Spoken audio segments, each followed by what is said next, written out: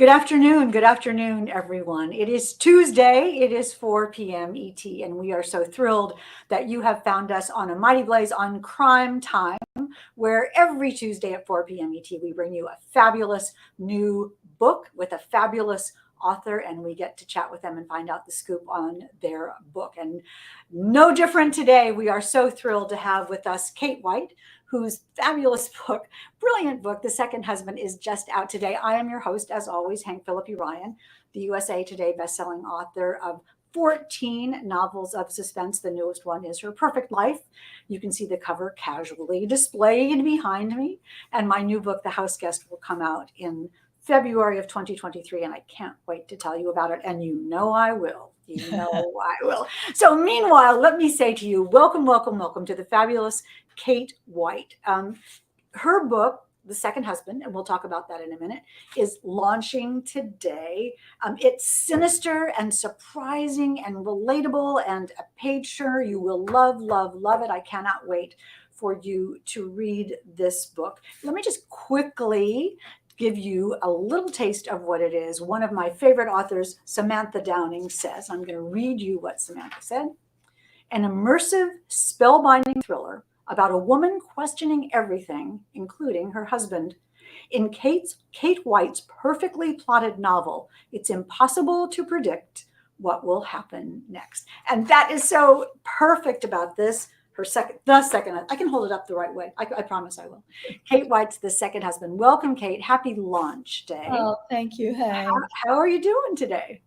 Well, I'm just 2 books ahead of you with this being the 16th. And I'm sure as you feel that it's maybe not as totally delicious as book number 1, but it never gets old. It's still pretty special when you have a book come out.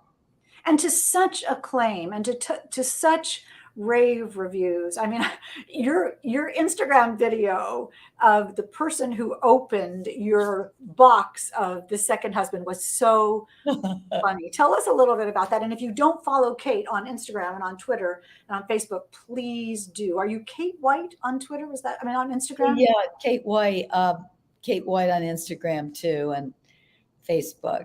Yeah, my husband, who I've been married to for 36 years, I thought it was 35 the other day when we were having our anniversary. My daughter told me, no, 36. But he's my second husband, so I thought it was only fair that he opened the box for me. But we didn't see his face, but we saw his hands opening the box, the second husband. It was truly funny. Hello, Renee. Welcome, welcome, welcome to all of you. And I see Judy, and I see Lynn and Darlene and Renee again. Judy, Lynn from Philadelphia, welcome. And Judy is asking, how do you celebrate your book birthday? That's a great question, Judy. Well, my husband took me out to lunch today, and we went to the new Cipriani's in our neighborhood on the Upper West Side, and we had a delicious lunch, and it was special. It really was.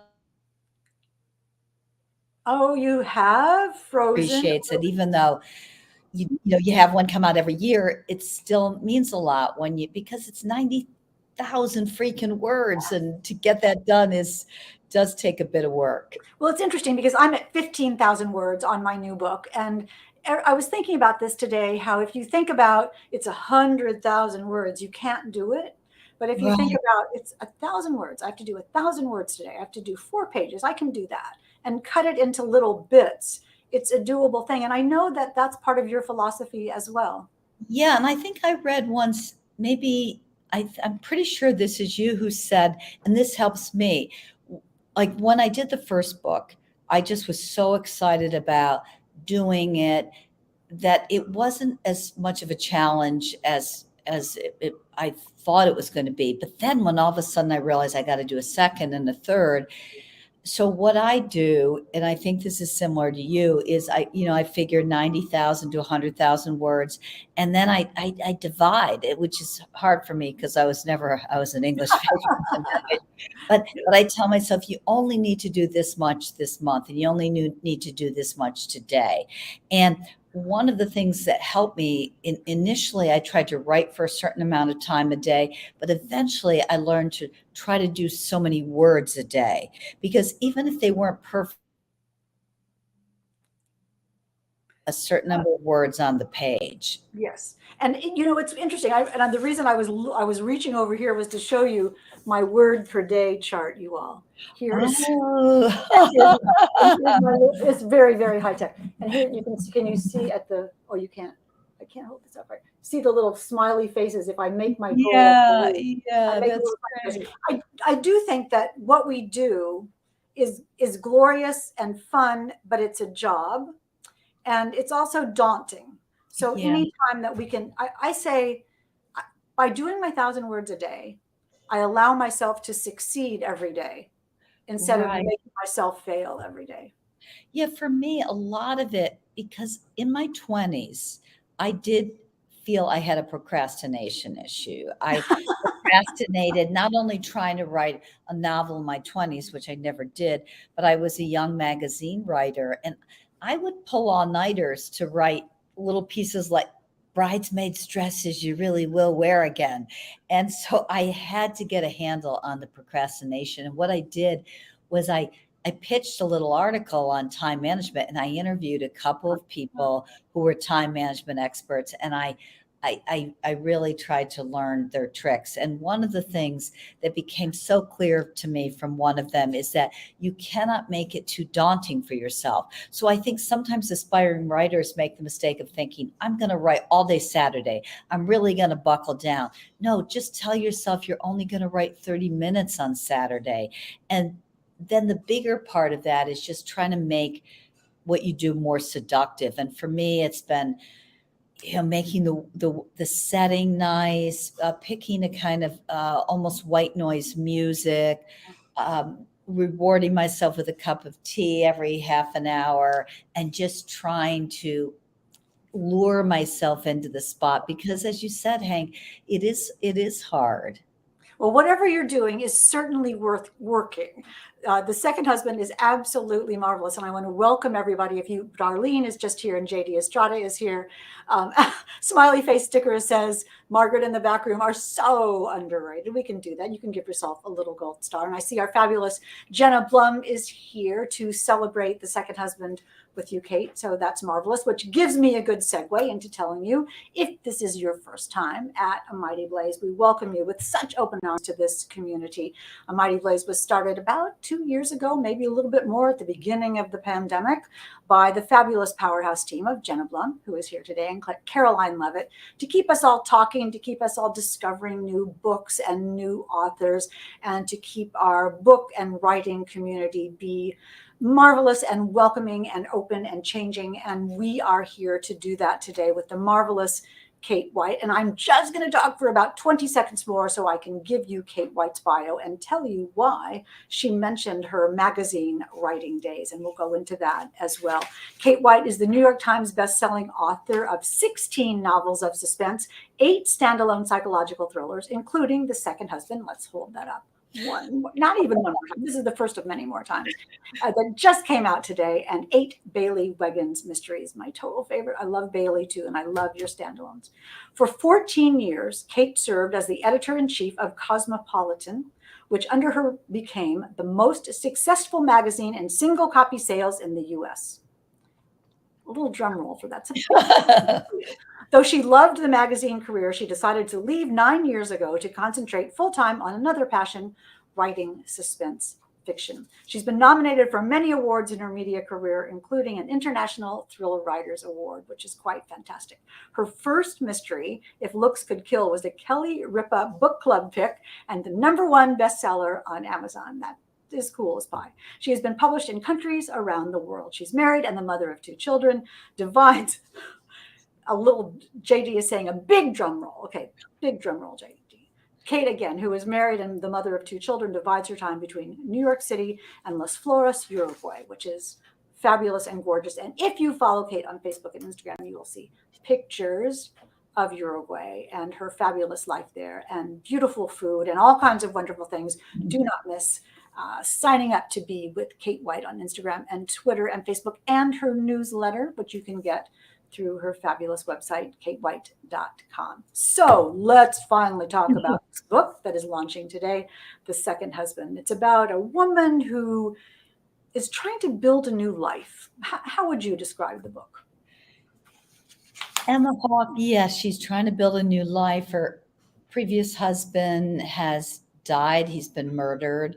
And right away, you find out in that first chapter when the police arrive, it's sort of a flashback chapter to tell her that her husband has been found dead in New York City. She's living in New Jersey with him. He's at a conference that weekend. She is not unhappy that he's dead, that she was not happy in the marriage. And then you quickly move forward to her life with her second husband.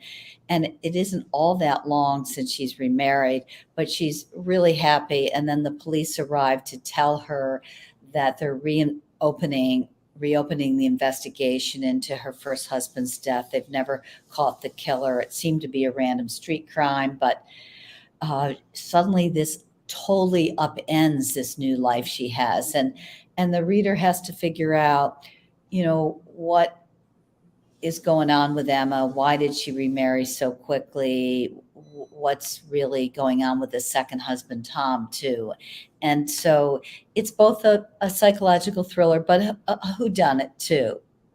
It is a psychological thriller and absolutely a whodunit, and domestic suspense as well, because it's all about relationships and who we love and why we love them and what we don't know or do know about the people we love. Did this come from a specific moment? Was there a domino that fell that gave you this idea?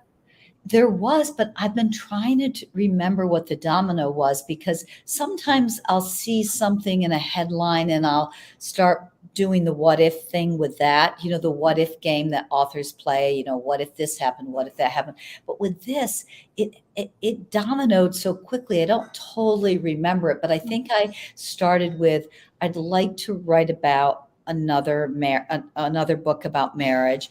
And I started to think, what if this isn't her first marriage? What if this is her second marriage? What if the first husband died? And right around this time, I remembered something that happened with my husband and I. We were walking around, and it had not started to rain yet, but we had umbrellas. And I started twirling my umbrella because I took baton lessons when I was younger. And my husband, at this point, we'd been married many years, and he goes, "Wait, hold on. You twirled the baton?" And I said, "Yeah." And then I did some really, around the world kinds of things. And he goes, I didn't know that about you, and it's driving me crazy that I did not know this thing about you.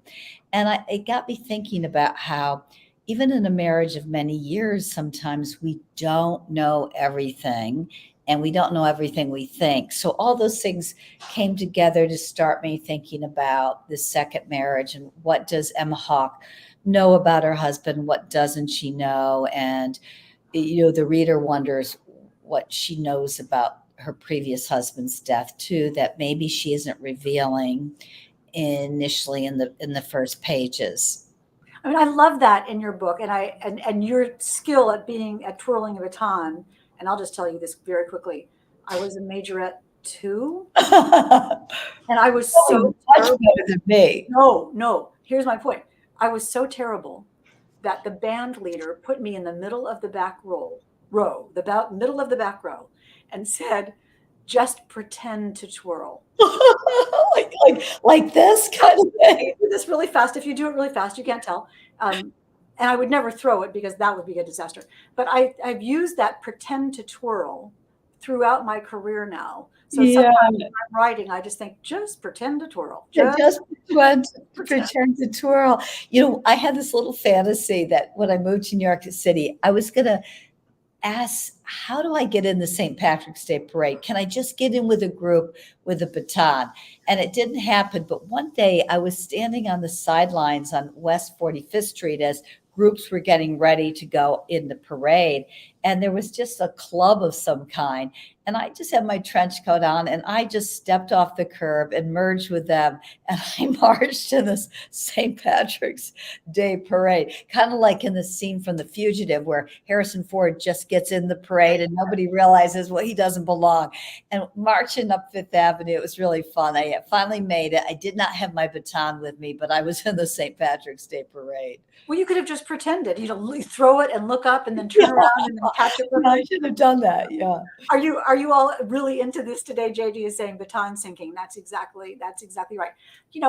Back in that time, it wasn't so far ago, that was what every young woman wanted to do. Many young women wanted to do. So yeah, I know you all who are listening today. Shannon Hansen is saying baton twirling, cool. Hidden talent, says JD. And it's interesting because what you're talking about, since we're actually talking about the second husband, not about baton twirling, but it's all of a muchness, is all about how well do we know the ones we love and whose head is really next to yours on the pillow. Yeah. And that closeness of something that might be sinister or the edges begin to fray, and how you realize that in a relationship. I know Samantha's blurb about your book said perfectly plotted, and you're so good at just letting out the strings so carefully in your sinister novels. How do you think about the big picture of that, and how do you think about doing that? Well, I do.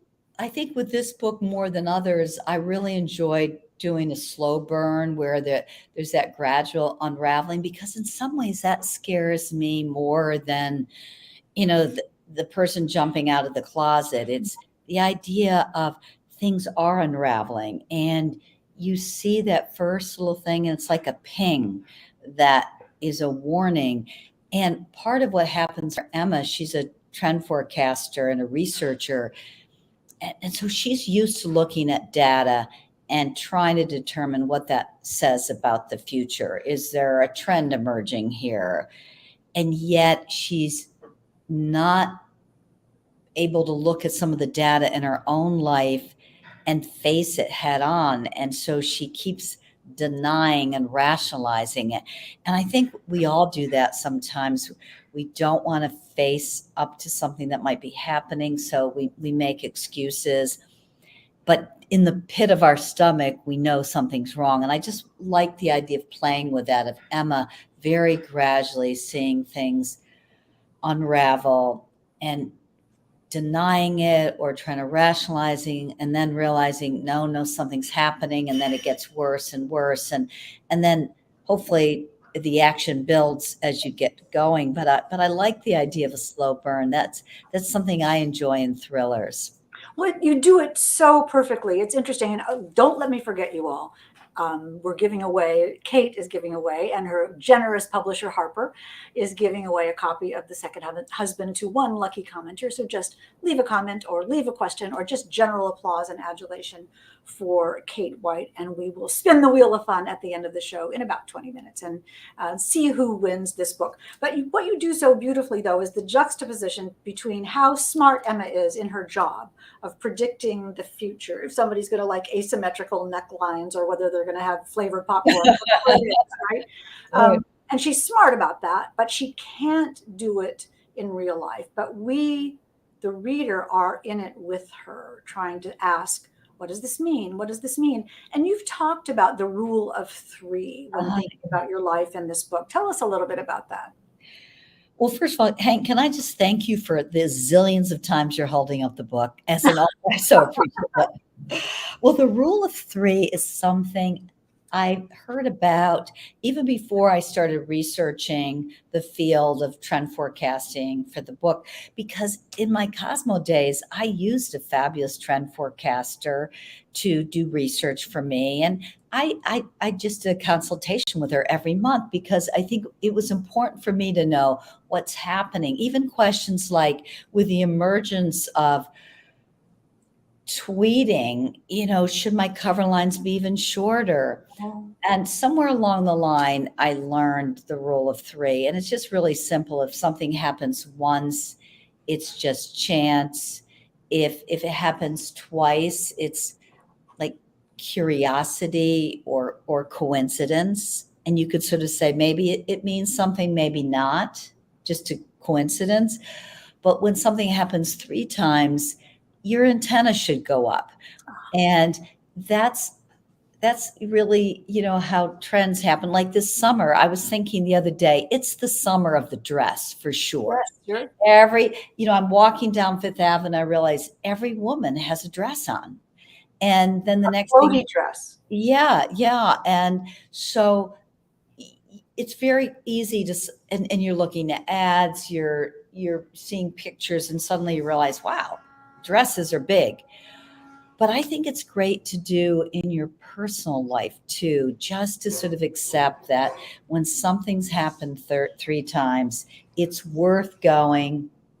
Maybe I should pay attention. Maybe it doesn't mean anything, but I need to be alert. In fact, one of the best things that ever happened to me professionally, I had something happen 3 times.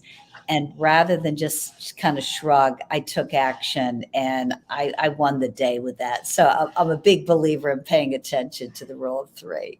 But when you use that in your novels, in The Second Husband, one of the things about that kind of perception or antenna going up is your character could be wrong. You could make the wrong decision about what the 3 things mean. And Emma's search for what really happened is so pivotal to the book, because one of the things that we all do as well is we're vulnerable. We want something, we wish for something, we want to see the world or people in a certain way, and we sort of try to make it be that way. Susan Grunsberg is saying, looking forward to reading this book. Yes, indeed. Thank you, Susan.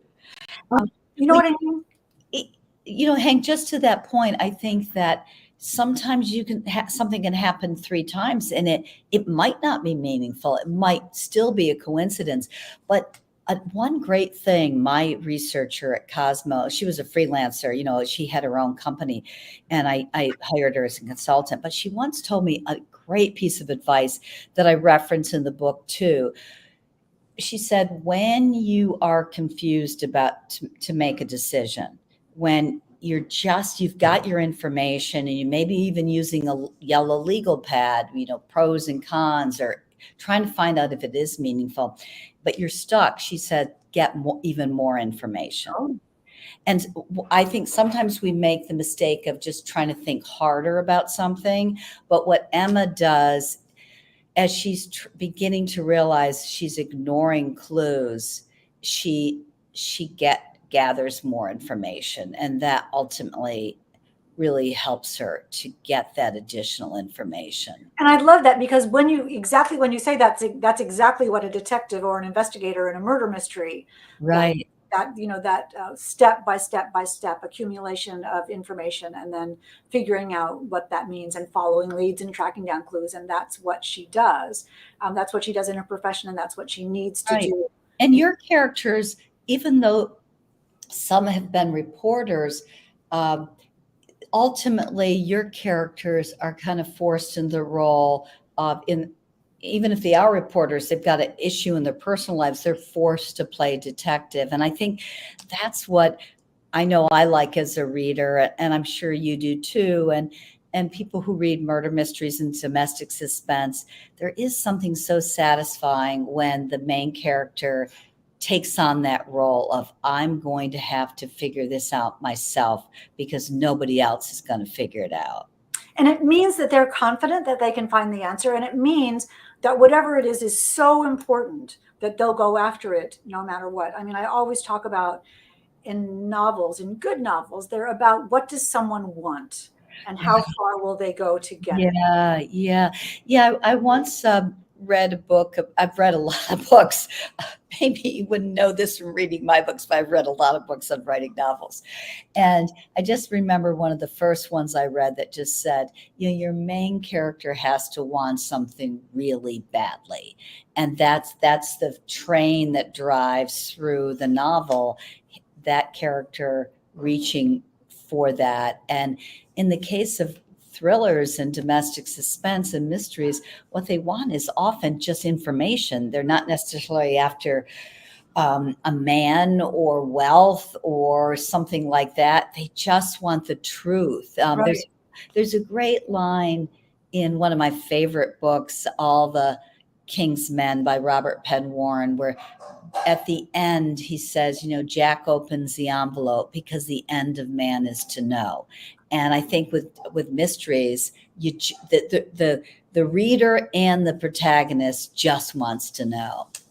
Well, because this is the search for understanding of our lives, to understand what the ramifications of the decisions we make and whether we've made the wrong decisions, and then trying to learn from them. And in a domestic relationship, in a marriage, there's always this push and pull, and there's always this discovery. And when that specter of suspicion begins, that changes everything too. Yeah, I had a really interesting experience lately where, my husband and I, when we go on vacation, we often indulge in a massage. It's just something that we've done for many years as a special treat. And years ago, we were in Belize staying at this mountain lodge, and there was a Thai massage therapist there. And I was so intrigued by him. And somebody told me it's so sad that he's engaged to someone who works on the coast at a resort, and they only see each other once a month.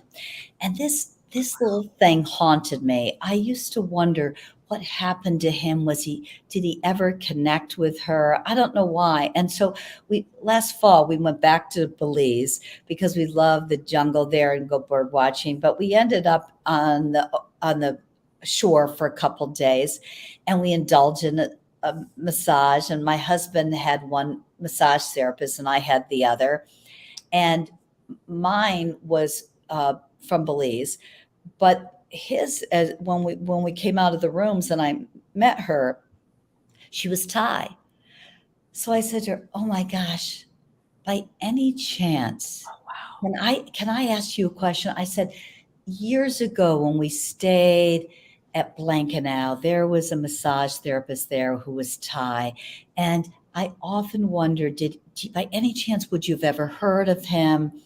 And she goes, "He did not end up with that woman, but he ended up married and is very happy." And I said, "Wow, how do you know?" She goes, "Because I was his fiance." And she goes, "I'm very happy too." But it was like all those years later to learn this little thing that I had always wondered.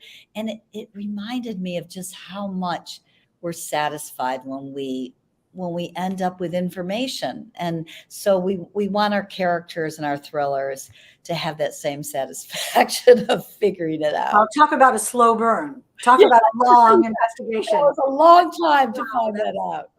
That's quite amazing. It's interesting because comparing the Bailey Wiggins novels, which are great and fast paced and fun, we love her, with your standalone novels. Each standalone has to be completely different, and that's part of the challenge. But they still, you read them and you think, this is a Kate White book. I could recognize this anywhere. What do you think is the Kate White DNA? What is it that you hope to put in books like The Second Husband? Well, it's so hard to know how to describe yourself, but I do like all my books to have a whodunit aspect because Mhm. that's what I like as a reader. And I try to have certain, twists and revelations. And I like to feel I leave some clues for the reader so that they would say later, yeah, she was playing fair with me. But at the same time, you hope people might not guess towards the very end because that's part of the fun of it. Oh, I completely agree with your assessment of how your books are, because as a reader, and your readers are smart, the people who are, Judy Morris is here, and Shannon is here, and Renee is here. Wonderful. So nice to see you, Darlene. You have smart readers, and they're going to be looking for those things. Ooh, the gun on the table. Ooh, the swimming pool. Ooh, whatever it is. And so you have to be one step ahead of them all the time. There's a lot of sleight of hand and misdirection that goes into writing a fair, thriller as Right. you write. You do the same thing. And I'm sure, just like me, as we write many books, it's a challenge to bring in that fresh twist. And I'm sure that's something you're dealing with these days too, just like I am. And, one thing that's helped me sometimes lately is to just try to have the twists come organically from the character, as opposed to trying anything to contrive. Just sort of think, what would drive the character? What might she do? What might happen because of the characters, their personalities and their needs?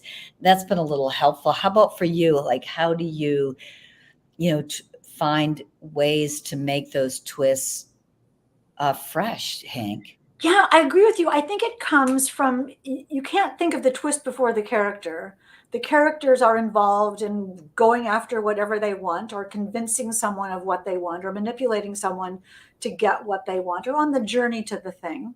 Right. And when they hit an obstacle, what do they do? Do they Right. make a wise decision, a wise, benevolent, unselfish, generous decision? Or do they make, a nasty, cynical, selfish kind of decision? And what they do and what might they do? And then sometimes in these books with the individual person, so they're coming after you for being in the St. Patrick's Day parade. Is that? Yeah. Yeah, you can tell I live in New York City. Yeah, exactly.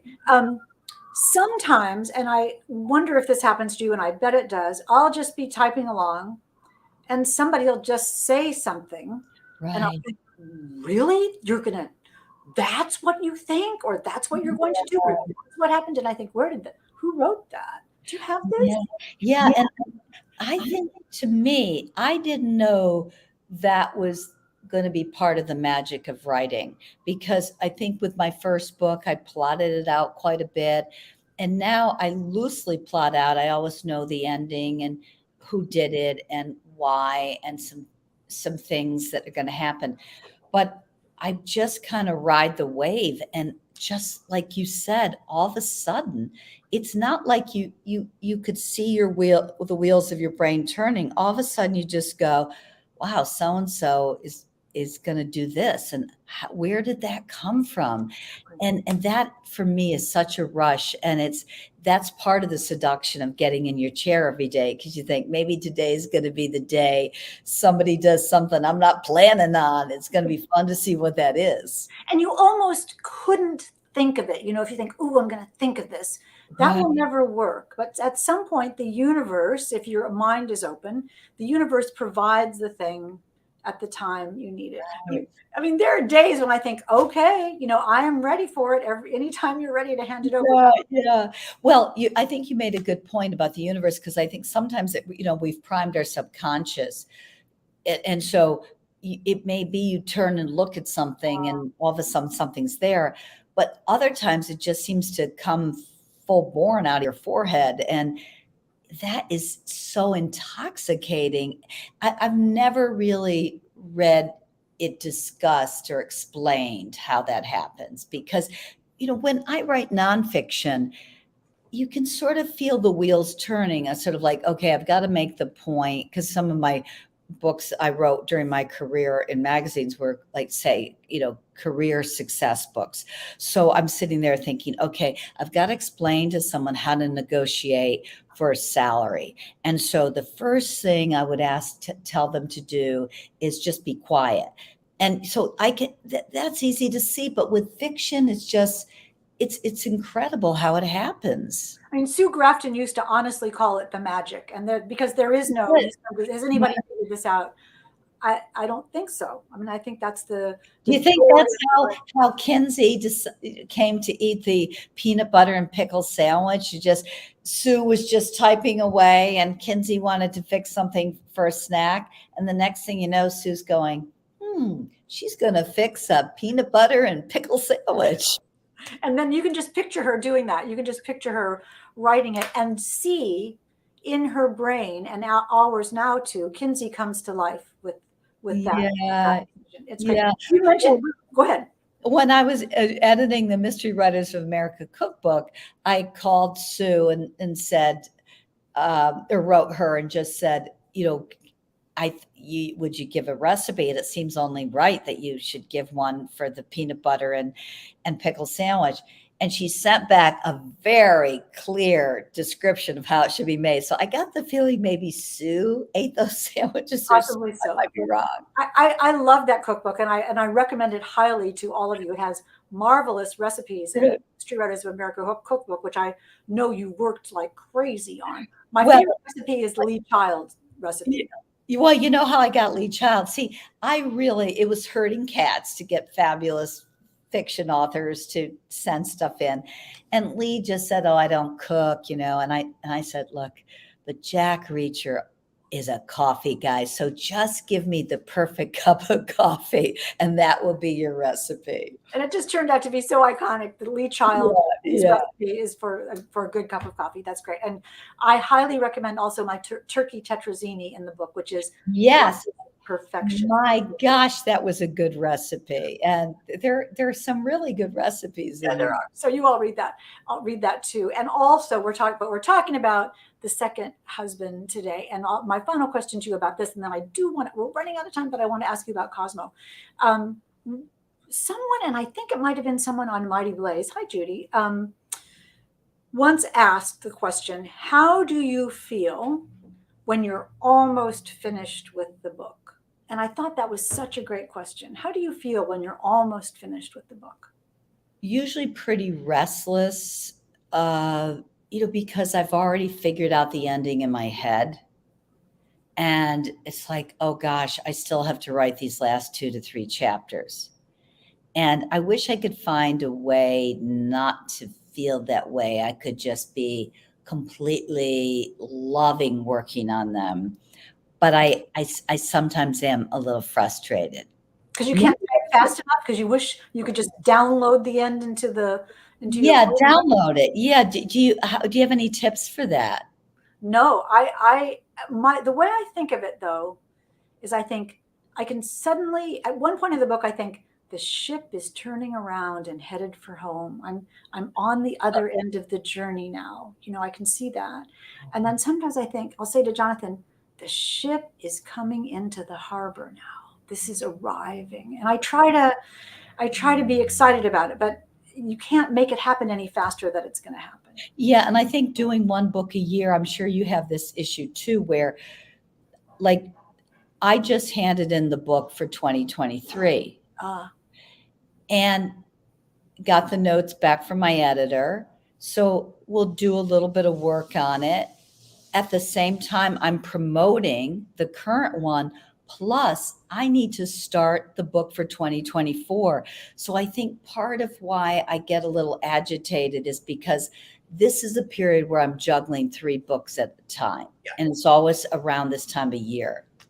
And it's funny because somebody will ask you a question about your current book, like about the second husband, and you're like, I don't know. I haven't thought about that for a year. Yeah. One time somebody was interviewing me about a current book and that was out, and I had just handed in another one, and I could not remember the name of a character in the one I was promoting. So I just kept sort of saying, he, and then I'm trying to thumb through it as I'm being interviewed. That's great. I mean, I remember early, before I even had a book published, I would go to author events, and one author event, someone in the audience asked the author a question, and the author said, "Oh, gosh, I'm so sorry. I just don't remember why I did that." And I remember thinking, didn't you write the book? I couldn't understand how you could not know. And now whoever that was, I'm sorry, because Kate and I understand where you're coming from on that. Let me quickly ask you about your days at Cosmo and your writing at Cosmo, because I know that was such a pivotal time in your life. It was so extraordinarily fun. I'm still very close to at least 7 or 8 people who work for me, my 2 entertainment directors, my beauty director, my brand director, my executive editor. I just adore them, and they're part of my life. And it was a blast. It was like out of a television show. And we've often talked about, as magazines have died, I don't feel any regrets. I don't feel a mourning or grief about it because things change. Sure. Gen Z, Gen Y, they don't read magazines. But we've talked about how there isn't even any nostalgia among, current young people for the idea of magazines, and they have no idea just how much fun it was to work at one. And just how much fun it was to read them. I mean, this was such a huge and major part Gosh, of my life. no. So my final question, was there really like a closet of clothes and shoes and things?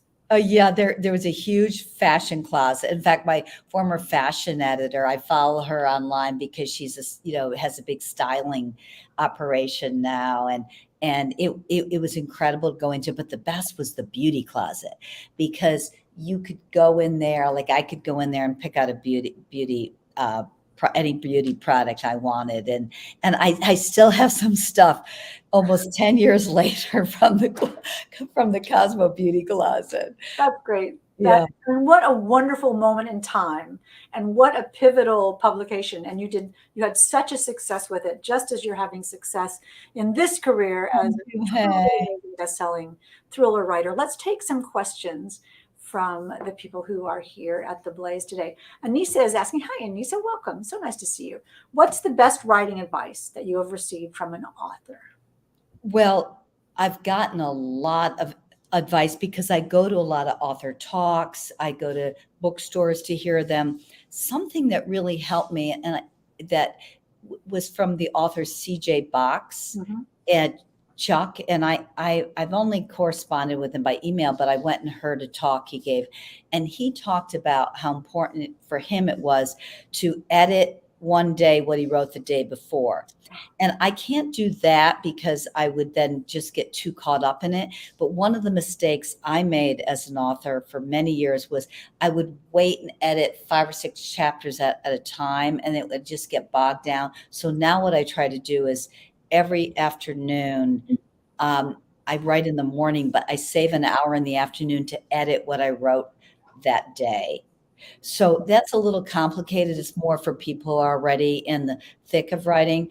I also love what Lisa Unger said once, write the book you want to read, which I think is so great because it's easy to get kind of lured into the hot new trend, like, oh, everybody's writing about locked room mysteries. And just like, do you want to read a locked room mystery? And if you don't write one.